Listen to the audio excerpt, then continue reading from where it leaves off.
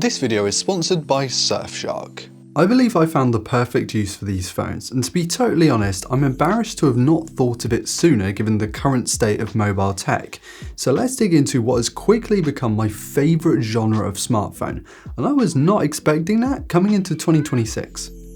Hey guys, I'm Ryan Thomas, and like a good few of you I imagine, I'm a gamer. I have a PC, I have a console or two, heck, I even have a racing simulator. But one thing I have found as I've become older is that sometimes I just kind of want to chill, whether it's in bed on the weekend morning, particularly in winter like we're in right now, on the sofa, sometimes at my desk whilst I'm waiting for something to process or export. And in those times, I do quite like my Steam Deck. It's a fantastic option for light to medium games, but it's not particularly portable, and you'll know that if you own one of these things. It's pretty massive.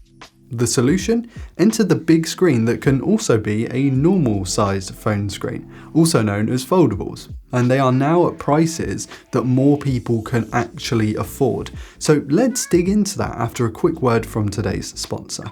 What's almost become a staple of a mobile phone toolkit these days has to be a VPN. And not only does Surfshark work on our beloved Android, but also macOS, iOS, Windows and more, Surfshark lets you activate on unlimited devices and access servers across 100 locations worldwide. It not only allows you to secure your connection via tunneling your traffic, but it also lets you use websites that are typically geo-locked or even access content that's only available on other versions of services like Netflix. Or if you're a Premier League fan like me, being able to go on holiday and log into the normal services you typically watch the game on is so easy with Surfshark. There are different plans to suit your use case, so check out the link in the video description to see what works best for you and to get Surfshark for yourself. And a big thanks to Surfshark for sponsoring today's content. I'm talking about gaming on foldables, but not just the natively run Android titles that you'll find on Google Play stores, but I'm also talking about game streaming, where you can play full-fat PC or console titles on your phone display in your home. And if you're inclined, you could also use your favourite controller as well. Alright, so yes, there is some method to the madness here. Here's some useful info before we dig into it deeper. What I'm going to dive into is doable on any real manner of smartphone, but I think that foldables make for the best option due to their large internal displays and usually better stereo imaging in the speakers as well. They are also a lot cheaper on the used market now. I understand that a lot of people won't want to buy it on the used market. That's absolutely fine. But I think if you're smart about where you get it from and you check out all the listings and the user history, you can get a lot of phone for basically the price of a brand new Pixel 9a at the moment. Now, assuming conditions are the same across the board, you tend to find that the more expensive newer models are better for native gaming, the ones that have to run on the phone, whereas the cheaper, slightly older ones are just as good at game streaming because all of the hard work is being done remotely, be it a server or your own machine at home. So you can get away with going for a slightly cheaper, older model if you don't mind doing game streaming as basically the entire experience. I'm using a OnePlus Open here. This is a couple of years old and can be had here in the UK for about £550 secondhand, a bit more on the expensive side because it has a pretty decent set of hardware. It has great cameras, great battery life, a brilliant anti-glare coating on the inner screen as well. It's my personal pick. And if you have a modern games console at home, you'll have a wireless controller as well. You know, I have a PS4 pad here, but you could use PS5 controller, you could use all kinds of things. In fact, here's a list of the current compatible models with Android. I do think the DualShock 4 is underrated, so it is my personal pick for this one. If you want to go even fancier, you could opt for one of those on-device controllers, like a Razer Kishi or a Backbone, which makes hand-holding a lot easier. It does add cost, but I also think it's probably a bit more portable as well.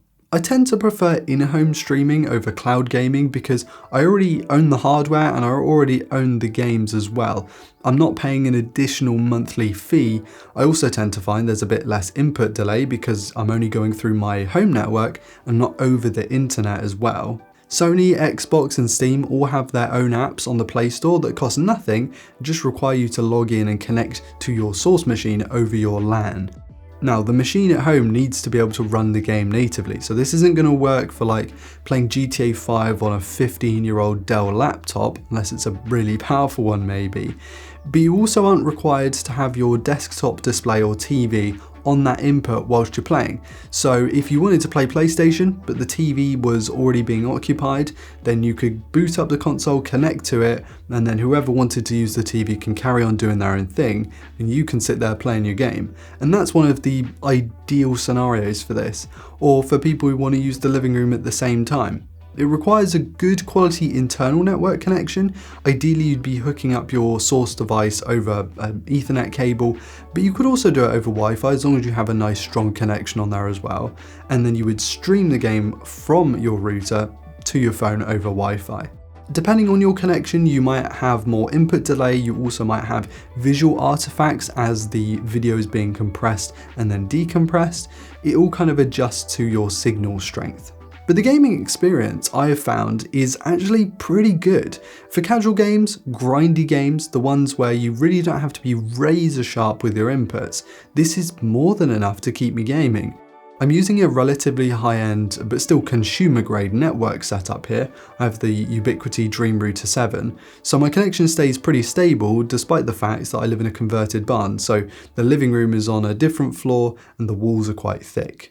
Probably my favourite game to run this way at the moment, or maybe one of two, are Motor Town and Roadcraft. Now Motor Town's particularly interesting to me because it's an indie low poly game with an open world that has you delivering items in construction chains where you basically just level up, buy more utilities. The more you can carry and then deliver means you make more, and you're actually running the production chain for several of these individual industries within the game. It's very, very grindy. It's not particularly exciting, but it is quite satisfying to play. I wouldn't be playing stuff like Apex Legends or Counter-Strike on here, no kind of esports titles, number one because I really do think they require a mouse and keyboard, but also because the input delay just isn't quite there. And stuff like RPGs, casual games, they work really well for in-home streaming.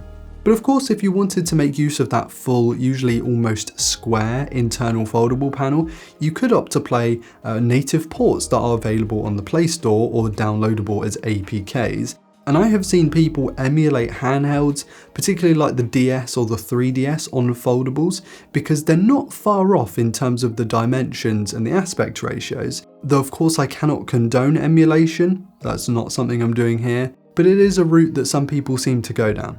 And there are more native Android ports these days than I initially realised as well, many of which will scale fully to that big internal screen, which just makes the most of what you've bought. Foldable phones have become cheap enough on the used market that I can genuinely recommend them to quite a few people, particularly for this kind of application. Of course, there are multitasking and productivity benefits, those are kind of boring. Gaming is the more fun and probably less obvious of the two in this kind of use case. So forget your Steam Deck, go this route instead for a way better display, way more versatile system, and way more portability as well. Foldables are quickly becoming my favourite way to use Android, and this is just the tip of the iceberg. I'd love to hear if you've gone this route with gaming. Can game streaming really count as mobile gaming, since it isn't native, you're not running the games on your mobile? Give me your feedback in the comments, and whilst you're down there, be sure to hit like if you enjoyed today's content and subscribe to never miss another upload. Thank you all so much for watching. I've been Ryan Thomas, and I'll catch you later. Cheers.